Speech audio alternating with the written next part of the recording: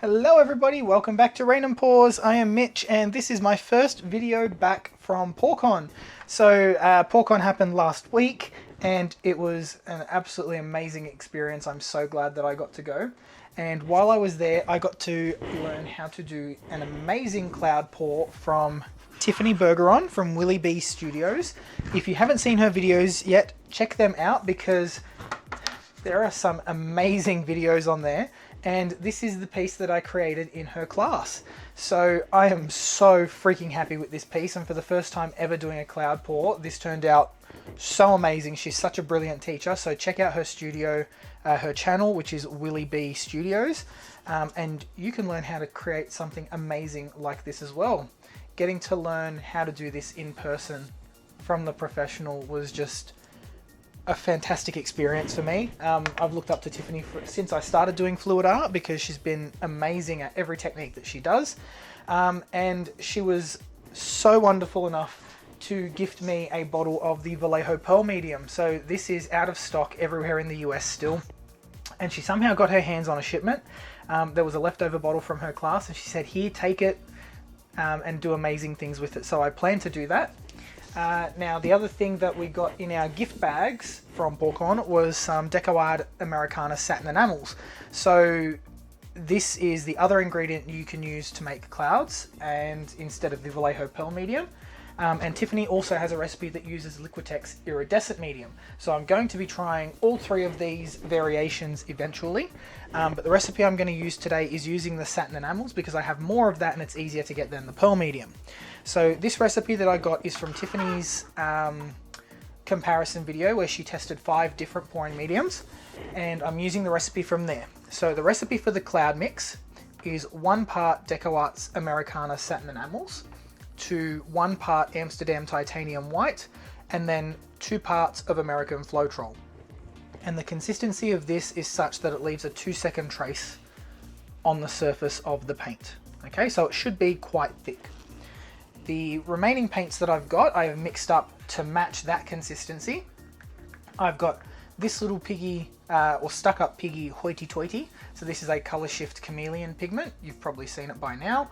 And the way I've mixed this up is by mixing the pigment with a little bit of gloss varnish to disperse, adding some Atelier Heavy Gloss Gel. You can use any gloss gel, and that's to get it to a paint consistency.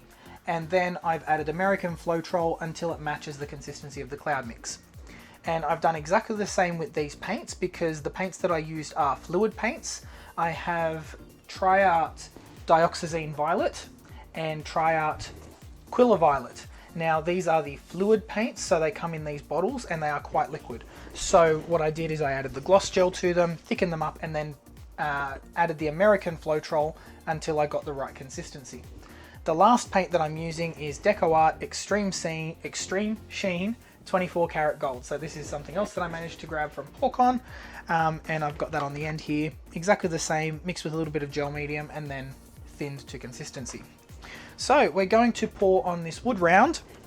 This is an older wood round that I was using for placemats, and I used it to prop up a canvas, so the back is a little bit manky. So I'm not even going to bother taping it up. We're just going to pour straight onto it.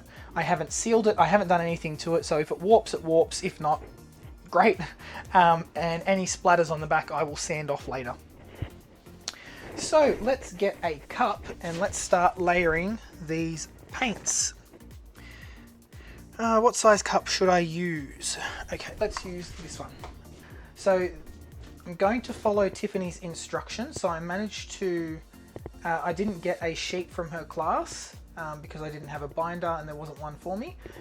So I'm going to use the instructions that I took a photo of from the person who was sitting next to me. And I'm just going to figure out which way that we layer the cup, because the way that you layer the cup is really important. So the thing that's in the bottom of the cup is going to be the one that shows first. Okay, I actually don't think I need a cup that big, but do I have a smaller one? I don't think I do. Okay, so I'm only going to half fill this cup. Now the color I want to show the most is going to be Hoity Toity, and Tiffany was very specific in saying to pour down the side of the cup. I'm not going to do that. I'm just going to pour straight into the middle to start with because this is the first color. And the reason she says pour down the side of the cup is so that you keep the definition in your colours. So I didn't mix up very much hoity-toity, so I'm going to leave that. Then after the hoity-toity was, she used Prussian blue, so I'm going to use the Quilla Violet.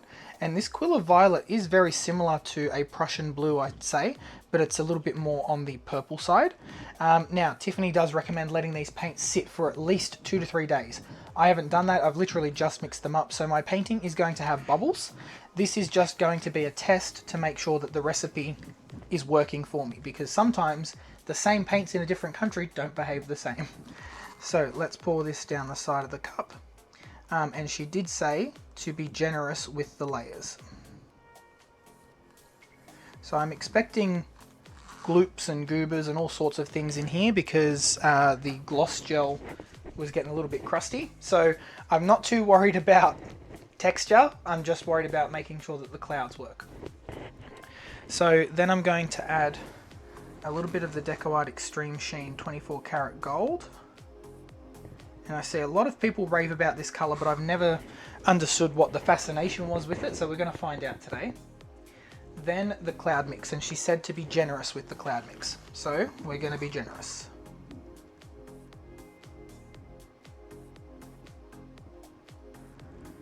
Okay, now Tiffany's instructions also said to keep your layers relatively the same. So if you're putting in, you know, a millimetre of violet, put in a millimetre of gold, a millimetre of cloud mix, etc.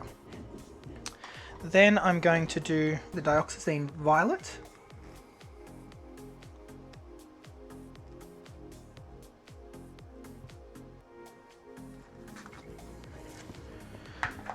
And then after the dioxazine violet, I'm going to do some more hoity-toity.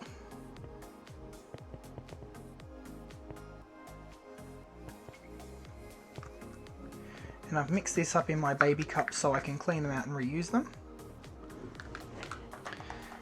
And then it says a little bit more cloud mix. Actually, a little bit more of the gold, I think.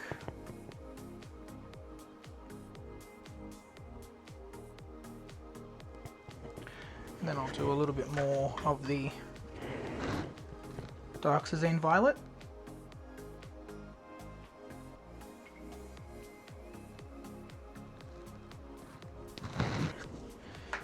A little bit more cloud mix.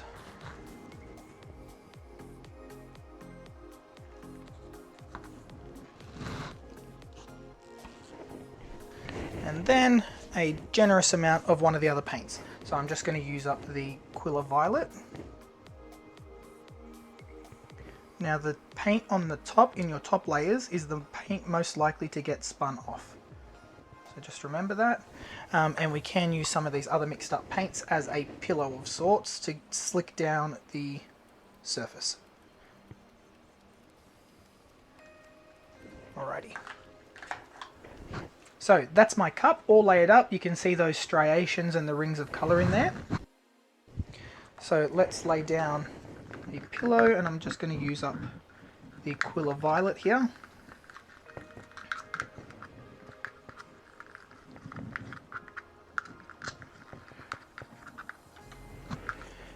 And some of the purple, or dioxazine violet I should say. So you can see a subtle difference. I don't know if you guys can tell, but there is a subtle difference in colour here. One is more blue, one is more purple. Okay, you can see a ring. It's very hard for the camera to pick up the difference. So I'm just going to give this a twirl. Now Tiffany hates the bubbles, so that's why she lets them sit for a couple of days, and normally I would do that as well, but I'm impatient and I wanted to make a video because I haven't done one in so long. So here we go, let's slick this up. Let's see, is that a bubble or a goober? Bubble or a goober? Just a bubble, okay. Now I'm going to do a Lisa and just use my hand to spread things out. Again, to make the edges nice and wet so that the paint's got something to slide over and it's not going to get caught. So the reason you would do this is so that your paint rolls smoothly over the surface. If you don't do this, the paint will roll over itself, and that can ruin some of your design.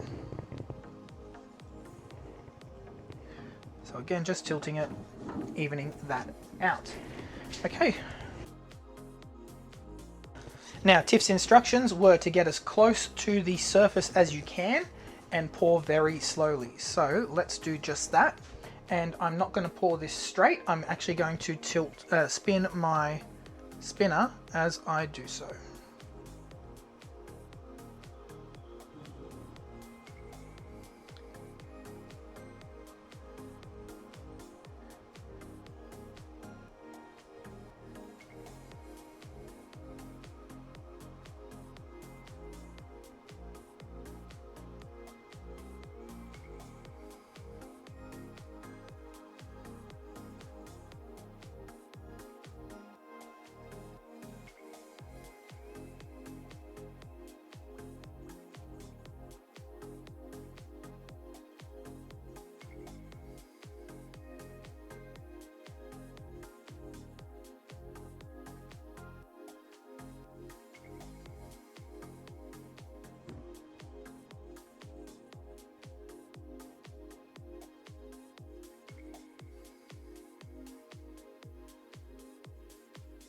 There are so many super thick globs of paint in this, it's ridiculous.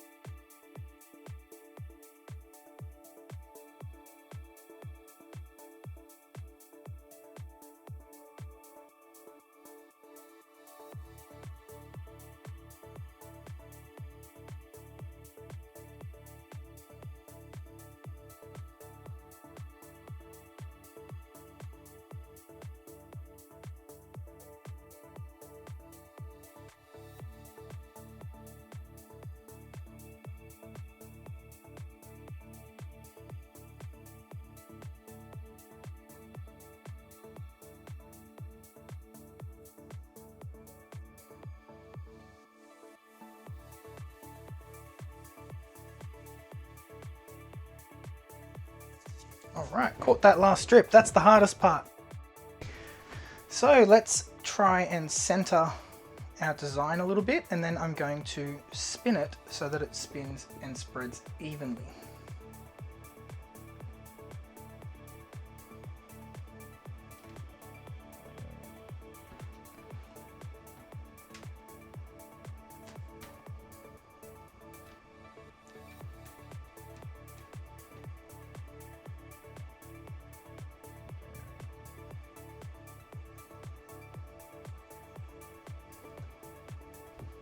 So I'm tilting first to expand the design slightly.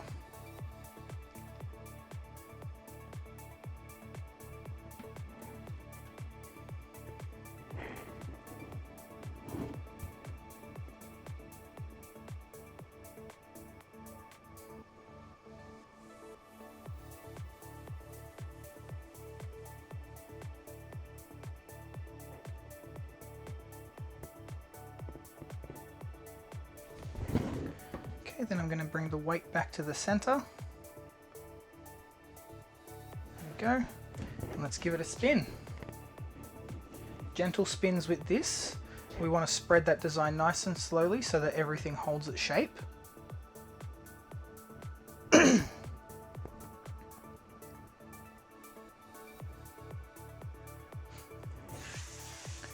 I can see it's sort of listing to one side, so I'm going to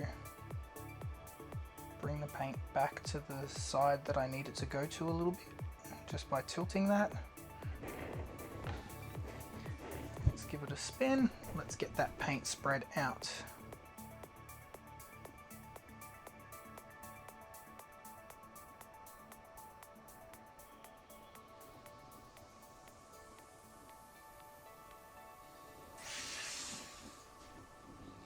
It's getting there. I need a little bit more paint on the outside so that it continues to roll over itself.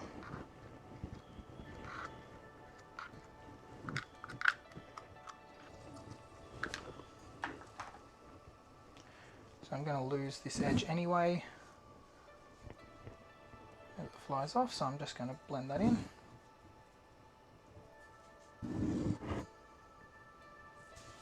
There we go, and big spin.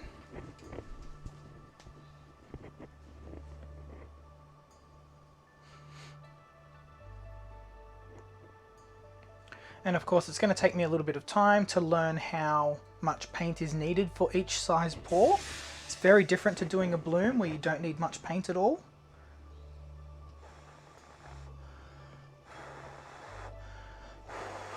Just blowing on the surface to pop those bubbles because it's looking really, really cool.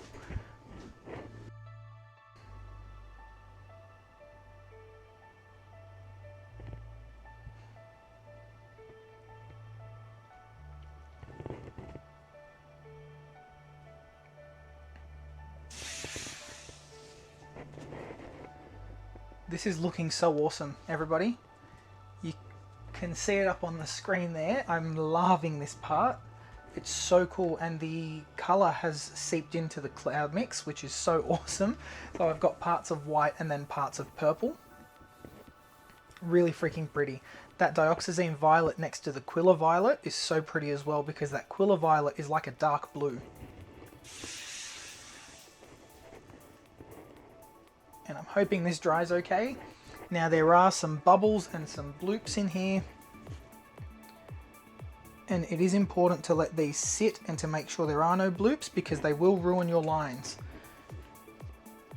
So as things are spinning out, I can see that it's ruining the lines there, and it's important to remove them before you're done spinning so that your paint can flatten itself back out. Those are the three major ones I could see. Check. Now I am going to torch this just briefly, see if we can pop some bubbles.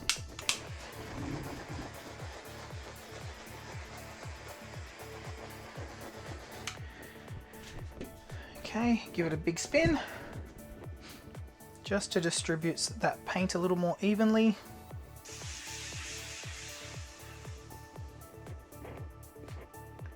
And I think that is pretty dang cool. The hoity-toity in the middle here looks very grey and dull at the moment, but when it dries and it's over that darker colour, it's going to look so good. This is very spacey. I seem to have lost most of the DecoArt gold, but I have a feeling that when it dries, there are going to be bands of iridescent gold that we can't quite see when it's wet. So I've got my fingers crossed.